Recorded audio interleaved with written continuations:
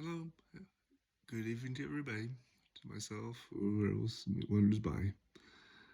That's my quick video this morning to make up for yesterday's lack of doing it. I made a quick gratitude journal this morning of text form. I was fairly grateful for the relatively productive day yesterday I had. I was able to do a fair amount in a large greenhouse, and I was able to go in town see Guy Decker, and I was able to also be able to pick up Deborah's new glasses. Blessed technology. And I was reading this morning in this, my bookworm spot here. It says, "May the Lord preserve his people in righteousness and in holiness of heart, that they may be caused to be called to the earth. No, cause be fell to the earth, all those who seek to slay them, because power and secret combinations, even as this man who hath been felled to the earth. They had slayed the Gadian robber leader, and they hung up on a tree, and then as a symbol, I guess, from the Middle East, probably, I don't understand exactly how it goes, but they cut down the tree, and as a symbol is what they just said, all those shall be fell to the earth, like all those who seek for power, as he did. Perhaps there's the word preserve. I was looking at that word, cross-indexing and indexing in some dictionary things. Perhaps, perhaps it means to it covers not just the physical body, but also the spiritual well-being and emotional security. It was like Isaiah's words. It says, "In righteousness thou shalt be established. Thou shalt be no. In righteousness shalt thou be established. Thou shalt be far from oppression, for thou shalt not fear, and from terror it shall not come near thee." So this preserve will give you emotional, spiritual security as well as physical. And we need to obtain righteousness through daily practice, every hour as we practice and developed. As we fail to concentrate on making fight on our faith and not strengthen it, become less and less sure of things that we once knew. And once things we once held as sacred, we're less confident the things we knew were true. We sort of fade away into doubt or inactivity. As Elder Uchtdorf wisely told us in his conference talk, the fire of yesterday's testimony can warm us only for a time. It needs to have constant nourishment to keep burning brightly.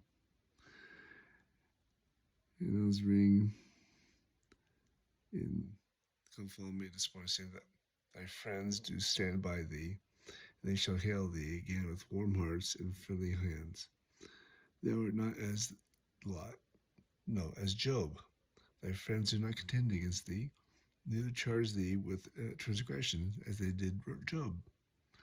Some think God may have been giving Joseph a hard time, perhaps, but it feels what the Lord said to him, full of love and tenderness towards him.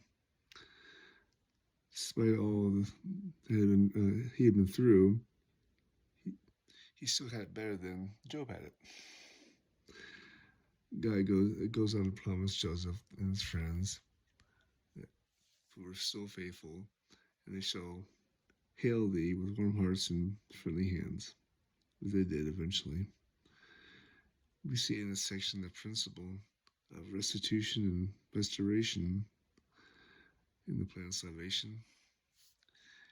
It affects our final judgment for the people we face, who they have to face the final judgments. The Lord tells Joseph that these wicked people will be blind as to things of God, and they'll be taken in their own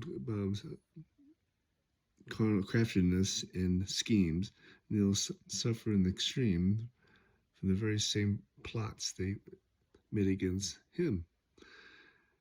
And we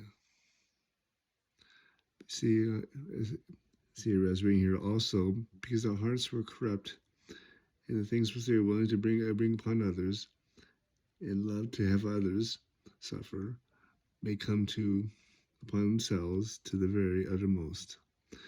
And we'll see this happen to the people of Missouri in the coming Civil War in a couple of decades. Like history, and Missouri suffered bad during the war. Like they're fighting amongst themselves inside the state, and very terrible things the whole state suffered. A little sad, but anyways, that's all I have for today. It was pretty quick again. It's interesting with